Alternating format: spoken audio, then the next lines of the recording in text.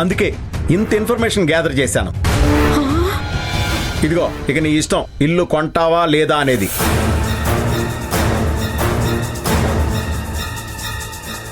అందరూ నీతో కలిసి హ్యాపీగా ఉండాలంటే నువ్వే ఒక మంచి నిర్ణయం తీసుకోవాలి.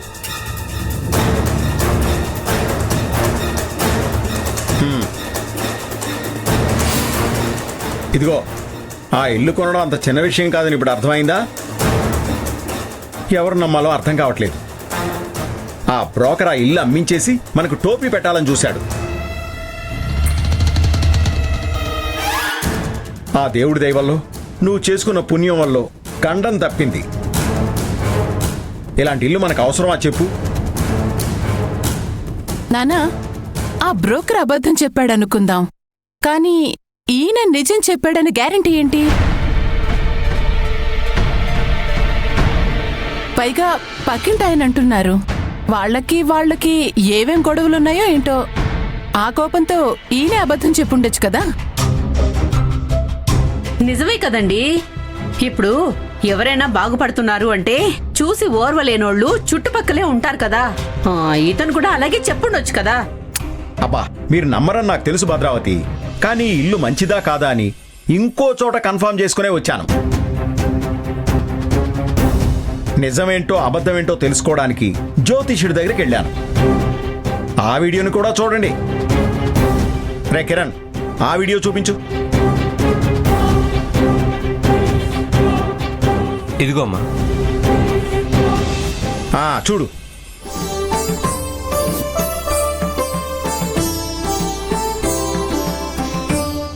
జై మహాకాళి. ఈ మిత్యానంద స్వామీజీ చెప్పింది ఎప్పటికీ అబద్ధం కాదు. సమస్య ఏదైనా మనసు విప్పి చెప్పండి, లేదా మీ మనసులో ఏముందో నేను చెప్పగలను. స్వామి, శక్తిశాలి దైవ సమానులైన మీలాంటి మహాప్రభువులను కలవటం మా అదృష్టం స్వామి. సమస్య ఏమిటో చెప్పండి నాయనా. ఏలే స్వామి, మా ఆవిడ ఇల్లు కొనాలని చిరకాల కోరిక. అది ఎప్పటికి నెరవేరుతుందో అని కంగారు పడేవాళ్ళం. కానీ ఆ భగవంతుడి దయవల్ల, మా కోడలు దయవల్ల ఆ ఇల్లు కొనే భాగ్యం మాకు ముందే వచ్చిందని భావిస్తున్నాను స్వామి. మా ఆవిడైతే ఎప్పుడెప్పుడు ఆ కొత్తింట్లోకి అడుగు పెడతానా అని ఉవ్విళ్ళూరిపోతోంది. అందుకే మేము ఒక ఇల్లు కొనాలని నిర్ణయించుకున్నాం. ఈరోజే ఆ ఇల్లు కూడా చూసొచ్చాం. అక్కడున్న కొంతమంది ఆ ఇల్లు కొనడం మంచిది కాదని చాలా బ్యాడ్గా చెప్తున్నారు. పైగా ఏవో దెయ్యాలు భూతాలు ఉన్నాయని కూడా చెప్తున్నారు స్వామి. మా ఆవిడ కోరిక మేరకు ఆ ఇల్లు కొన్నా తర్వాత మేమేమి ఇబ్బంది పడకూడదని మిమ్మల్ని కలవడానికి వచ్చాం స్వామి.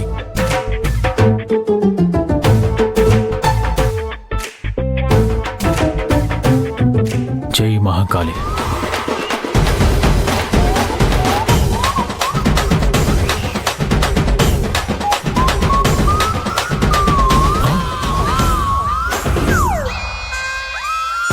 వినాశనం, విపరీత హాని అడుగు పెట్టిన కుటుంబాల్లో కలహాలు కష్టాలు తప్పవు.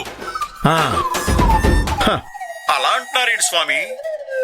ఆ ఇంట్లో ఏదైనా ప్రమాదం ఉందంటారా? మేము ఆ ఇల్లు కొనొచ్చో వద్దో చెప్పండి స్వామి. వద్దు. మీరు ఆ ఇల్లు కొంటే మీకు మంచి జరగడం కంటే చెడు ప్రభావమే ఎక్కువ ఉంది. లేదంటే మీ జీవితం నరకం అవ్వడం మాత్రం ఖాయం. ఇది మిత్యానంద స్వామీజీ చెప్తున్నది కాదు, ఆ కాళికామాత చేస్తున్న హెచ్చరిక. అయ్యో, ఇదేం గ్రహచారం అండి? ఇంత తెలుసుకున్నాక మళ్ళీ ఆ ఇల్లు ఎలా కొంటా? వద్దు, ఆ ఇల్లు వద్దే వద్దు. ఇల్లొద్దు. ఈ స్వామీజీని ఎక్కడో చూసినట్టుంది నాన్న. బాగా దగ్గరగా చూసినట్టుంది. పెద్ద సమస్య రాబోతుందని మేం కంగారు పడుతుంటే స్వామీజీని చూసానంటావేంటి? నిత్యానంద స్వామీజీ కొడుకు నిత్యానందని చెప్పాడు కదా, అర్థం కాలేదా? త్రిపురాని చిన్నప్పుడు వీళ్ళ నాన్న పెద్ద స్వామీజీ దగ్గరికి తీసుకెళ్ళాను కదా, ఆయన కొడుకే ఈయన. ఆయన కాదు నాన్న, ఈయన్ని ఎక్కడో చూశాను. అయ్యో అక్క, ఇప్పుడు ఆ స్వామీజీ ముఖ్యం కాదు, మనం ఆ ఇల్లు కొనాలో లేదో ఆలోచిద్దాం. అమ్మా, ఇప్పుడు ఏం చేద్దామంటావు?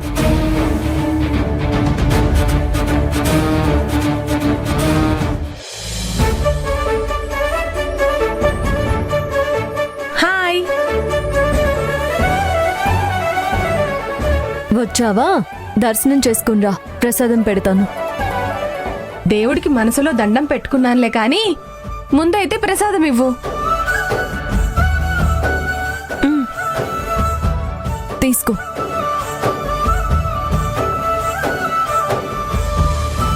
ఏంటి మేడం, ఫుల్ హ్యాపీ మూడ్ లో ఉన్నారు? ఏంటి విషయం? ఇక నుంచి సంతోషంగానే ఉంటాను. కష్టాలు బాధలు అన్నీ తొలగిపోతాయి అనిపిస్తుంది. అసలేమైందో తెలుసా?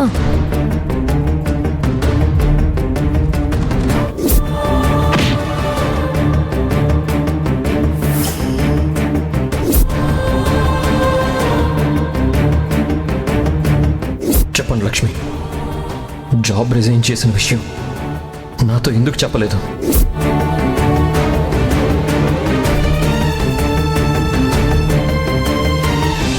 ఈ దుర్మార్గుడు ఎందుకు హరి అన్నయ్యని కొట్టాలనుకున్నాడు?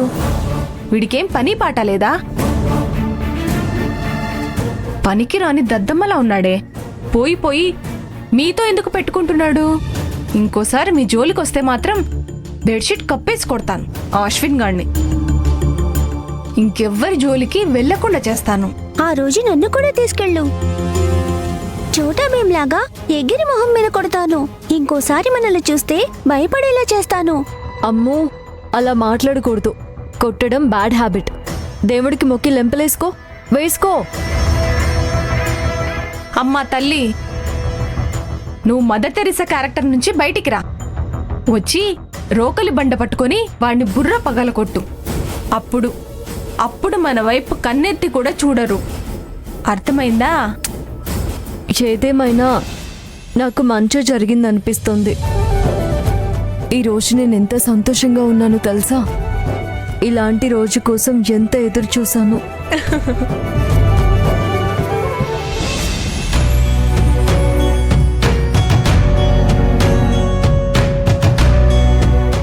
ఏమైంది? సడన్ గా డల్ అయ్యావేంటి? ఏం లేదు, ఏదో గుర్తొచ్చి. ఏంటది? నువ్వు ఇంత హ్యాపీగా ఉన్నప్పుడు చెప్పాలో లేదో అర్థం కావట్లేదు. ఏం లేదులే. అది కాదు, నువ్వు అసలు ఏం చెప్పాలని వచ్చావో చెప్పు.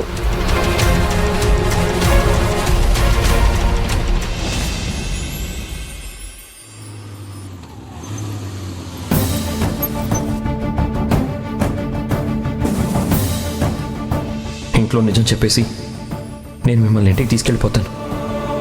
ఇక మీదట మీ నుండి నేను దూరంగా ఉండలేను లక్ష్మి. ఈరోజు లగేజ్ ప్యాక్ చేసుకోండి. రేపు ఉదయాన్నే అమ్మకి నిజం చెప్పేసి మిమ్మల్ని తీసుకెళ్తాను. అమ్మ నిన్ను ప్రేమగా ఆహ్వానించేలా చేస్తాను.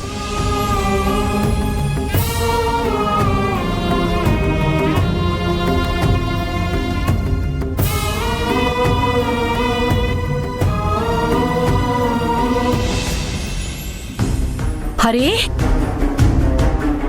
ఈ దెబ్బలేంటి? ఏం జరిగింది? అమ్మా అమ్మా, ఏం లేదమ్మా, నువ్వేం కంగారు పడుకో. ఇవన్నీ చిన్న చిన్న గాయాలంతే. నేను ఇలా దెబ్బలతో చూస్తూ కంగారు పడకుండా ఎలా ఉంటానురా? అసలు ఏమైంది? ఏం లేదమ్మా, చిన్న గాయాలే. ఆఫీస్ నుంచి వస్తుంటే బండి బ్రేక్ ఫెయిల్ అయింది. దానివల్ల బండి స్కిడ్ అయి పడ్డాను అంతే. బైక్ స్కిడ్ అయి పడితే ఎంత పెద్ద గాయాలు ఎలా అయ్యాయిరా? అసలు ఏమైందో నిజం చెప్పు. అమ్మా, నాకేం కాలేదని చెప్తున్నాను కదమ్మా. ఇంక ఈ గాయాల గురించి వదిలేసి నీకొక ముఖ్యమైన విషయం చెప్పాలి. ముఖ్యమైన విషయమా? ఏంట్రా అది? లాకర్లో ఉన్న బంగారం గురించా? అమ్మా ప్లీజ్, నగల గురించే కాదు, నా పెళ్లి గురించి, ఆ నగల గురించి, డబ్బుల గురించి ఇంకా నీకు చాలా విషయాలు చెప్పాలమ్మా. లేకపోతే నాకు ప్రశాంతత ఉండదమ్మా. అయ్యో దేవుడా, హరి ఏం నిజం చెప్పాలనుకుంటున్నాడు? కొంపదీసి లక్ష్మి గురించి చెప్పబోతున్నాడా? అదే గనక జరిగితే సమస్యలు మరింత ఎక్కువ అవుతాయి. ఎలాగైనా హరిని నిజం చెప్పకుండా ఆపాలి. లేదంటే ఈ ఇల్లు 2 ముక్కలు అవ్వడం గ్యారెంటీ. ఒరే హరి, మేము సంతోషంగా ఉండడం నీకు ఇష్టం లేదా? ఇప్పుడేరా ఆ నగలు అవి లాకర్ నుంచి తెచ్చావని మీ అమ్మ సంతోషపడుతోంది. నువ్వేం మాట్లాడుకో, వెళ్ళు. సారీ నాన్న, అబద్ధం చెప్తే ఆ క్షణం సంతోషంగా ఉండొచ్చు, కానీ నిజం చెప్పకపోతే అది జీవితాంతం వెంటాడుతుంది. ఇక నా వల్ల కాదు నాన్న, నేను నిజం చెప్పేస్తాను. ఆ, అది కాదురా, నువ్వు ఏ టెన్షన్ లేకుండా ప్రశాంతంగా ఉండాలని మేము ఈ రోజు వెళ్ళి ఆ ఇల్లు చూసి వచ్చాం. ఆ ఇల్లు చిన్నగా ఉందని, వాస్తు బాగాలేదని మేమంతా కొనకూడదని డిసైడ్ అయ్యావరా. ఏంటి, మీరు ఆల్రెడీ ఇల్లు చూసొచ్చారా? అంటే నేను చెప్పాలనుకున్న విషయం మీకు ఆల్రెడీ తెలిసిపోయిందా? అవును హరి, ఆ ఇల్లు మీ నాన్న కిరణ్ వెళ్ళి చూసొచ్చారు, కానీ అది మాకు నచ్చలేదు.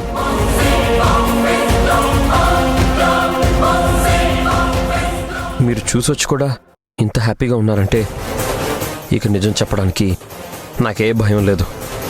అమ్మా, అసలు ఏం జరిగిందంటే నానా,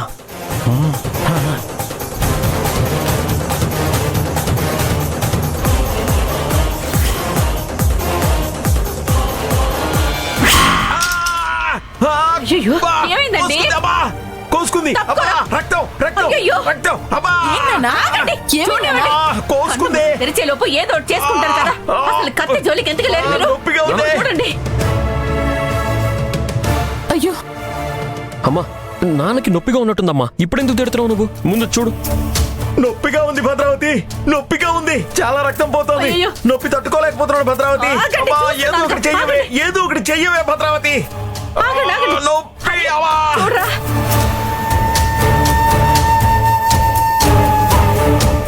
అమ్మా, ఆగండి, ఆగండి. త్రిపుర, నువ్వేంటే సినిమా చూసినట్టు చూస్తున్నావు? రక్తం ఏరులై పారుతుంటే వెళ్ళి ఫస్ట్ ఎయిడ్ బాక్స్ తీసుకురా. మీ నాన్నని కాపాడుకో. తెస్తాను. ఆ, త్వరగా తీసుకురావే. భద్రావతి, గొంతు ఎండిపోతుంది. నాకు కొంచెం నీళ్లు తెచ్చేవే. సరే సరే, జరగరా.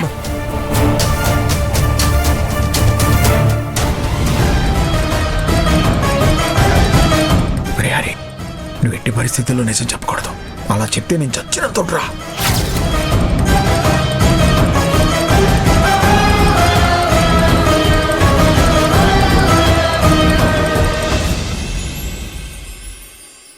ఏదో చెప్పాలని వచ్చి ఇలా మౌనంగా ఉంటే ఏం అర్థమవుతుందే? ఏంటో చెప్పు. మనసులో ఏముందో తెలుసుకునే శక్తి నాకు దేవుడు ఇవ్వలేదు, కాబట్టి ఏం చెప్పాలనుకున్నావో నువ్వే చెప్పు. మీ ఆయన నిజం చెప్తాడని హ్యాపీగా ఉండటంలో అర్థం ఉంది, కానీ నిజం బయటపడటం అంత మంచిది కాదని నాకు అనిపిస్తుంది. ఎందుకలా అంటున్నావు? మీ అత్తయ్య ఎలాంటిదో నీకు తెలుసు కదా. ఈ లెక్కన చూస్తే వాళ్ళకి నిజం తెలిస్తే నిన్ను మీ ఆయన్ని కలిసి ఉండనిస్తారా? వాళ్ళు మిమ్మల్ని విడకొడితే ఏంటి పరిస్థితి? వాళ్ళ అబ్బాయిని క్షమిస్తారే కానీ వాళ్ళ దృష్టిలో నువ్వు మాత్రం పరాయి దానివి అయిపోతావు అనిపిస్తోంది. ఒకవైపు తల్లిదండ్రులను వదులుకోలేక, ఇంకోవైపు నిన్ను దూరం చేసుకోలేక మీ ఆయన ఎంత ఇబ్బంది పడతారో ఆలోచిస్తున్నావా? లక్ష్మి, నేనేం చెప్పినా నీ మంచి కోసమేనే, అర్థం చేసుకో. అవునత్తయ్య, మామయ్య నువ్వు విడిపోవడం నాకు అస్సలు ఇష్టం లేదు. అమ్మమ్మకి నిజం తెలిస్తే ఖచ్చితంగా నిన్ను ఇంట్లో నుండి బయటకు పంపించేస్తుంది. మామయ్య అమ్మమ్మ మాట కాదనలేక బయటికి రాకపోతే మీ ఇద్దరు విడిపోవాల్సి వస్తుంది. అది నాకు అస్సలు ఇష్టం లేదత్తయ్య.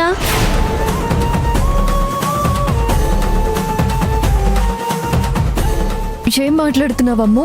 మామయ్యకి నాకు మధ్య మనస్పర్ధలున్నట్టు నీకెలా తెలుసు? అత్తయ్య, నేను చూడటానికి చిన్నపిల్లని కానీ నాకన్నీ అర్థమవుతాయి. పైగా మామయ్య నా బెస్ట్ ఫ్రెండ్, నాకన్నీ చెప్తాడు. కానీ నీ మీద ప్రామిస్ నేనెవ్వరికీ చెప్పలేదు.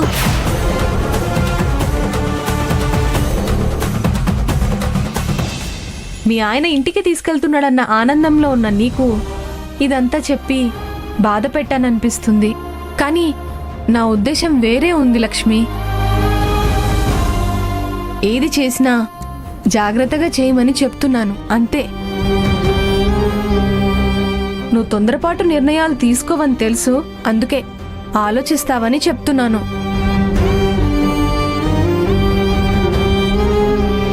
నా కోడలు కూడా నీ కోడల్లాగే మమ్మల్ని ఇబ్బంది పెడుతుంది అనుకుంటున్నావా? అయినా ఏదో దొరికింది కదా అని తీసుకొచ్చి నా కొడుకిచ్చి పెళ్లి చేయలేదు. ఆస్తి, అంతస్తు, స్థితి, గతి అన్ని చూసి మరీ పెళ్లి చేశాను. నాకు బంగారం లాంటి కోడలు దొరికింది. అన్నింటికంటే ఎక్కువగా తను తన భర్తని చూసుకుంటుంది.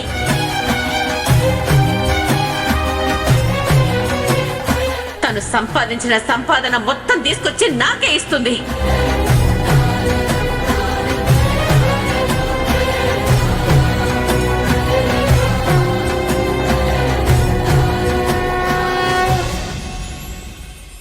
నాన్న, ఈరోజు కాకపోతే రేపైనా నిజం బయటపడుతుంది.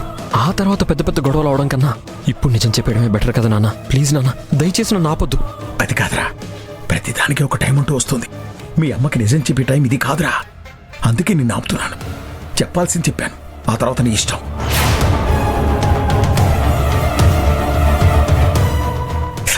ఇదిగోండి, ముందులా కూర్చోండి, కూర్చోండి, నీళ్ళు తాగండి. ఎప్పుడు ఏదో ఒకటి చేసుకొని మీరు మమ్మల్ని కంగారు పెట్టకపోతే మీకు తిన్న దరగదనుకుంటా. అయినా చిన్న పిల్లలు చూసుకున్నట్టు మిమ్మల్ని కూడా చూసుకోవాలంటే ఎలాగ చెప్పండి? నాకు డౌటు. ప్రతిసారి లక్ష్మి నిజం చెప్పాలనుకున్నప్పుడల్లా నాన్నకేదో ఒక ప్రమాదం వచ్చేది. ఈసారి హరి ఏదో చెప్పాలనుకున్నప్పుడు నాన్నకి ఇలాంటి ప్రమాదం జరిగిందేంటి?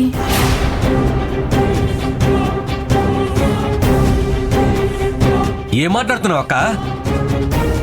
నాన్న కావాలనే నటిస్తున్నాడు అంటావా? కావాలని ఎవరైనా వేలుకోసుకుంటారా? మాట్లాడితే అర్థం ఉండాలక్క. నీ డిటెక్టివ్ బుద్ధి మానుకొని ముందు నాన్నకైన గాయాన్ని చూడు. అక్క, ఇలా ఇవ్వు.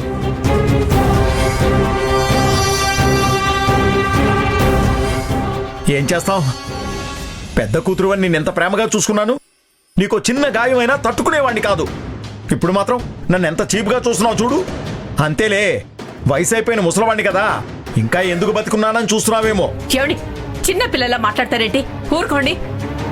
అవును హరి, ఇందాక నువ్వేదో ముఖ్యమైన విషయం చెప్పాలనుకున్నావు కదా, ఏంటది?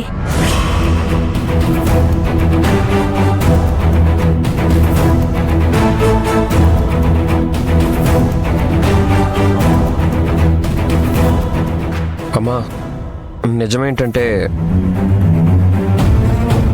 అయ్యో దేవుడా,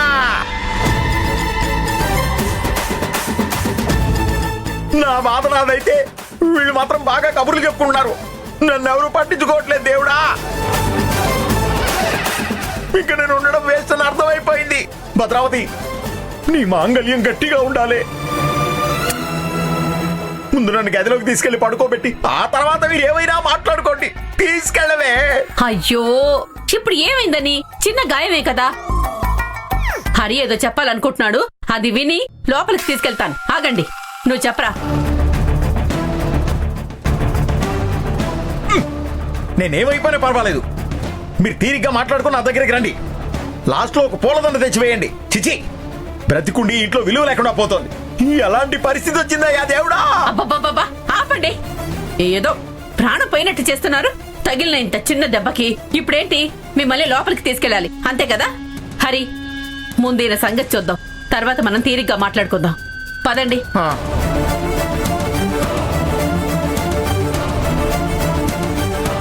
కదలండి. సరే.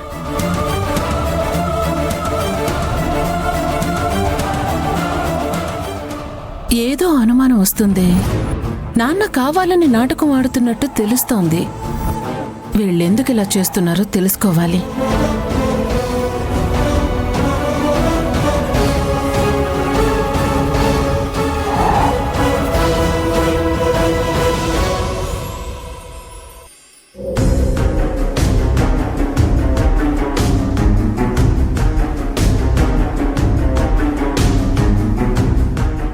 నానా, ఏం నాన్న ఇది?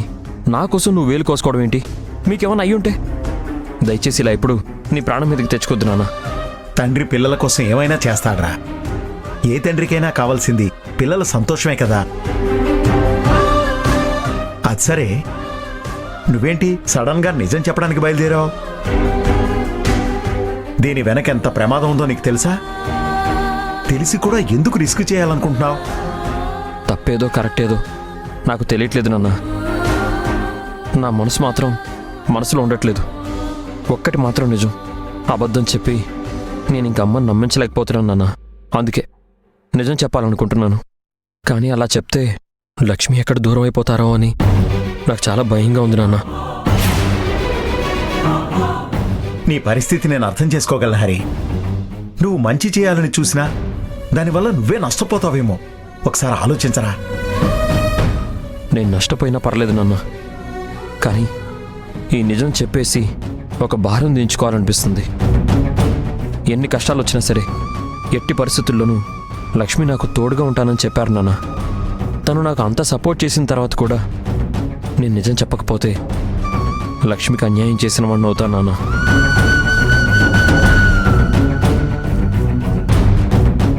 అది సరేరా, ఇప్పుడు లక్ష్మికి అన్యాయం చేసినట్టు అవుతుందని నిజం చెప్పావే అనుకో, అప్పుడు మీ అమ్మ దృష్టిలో మోసగాడిగా మిగిలిపోతావు కదరా.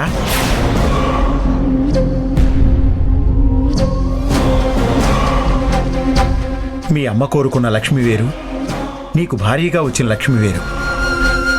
ఆ విషయం మీ అమ్మ భరించలేకపోతే అప్పుడు ఏం చేస్తావురా? నిన్ను భయపెట్టడానికి చెప్పట్లేదురా.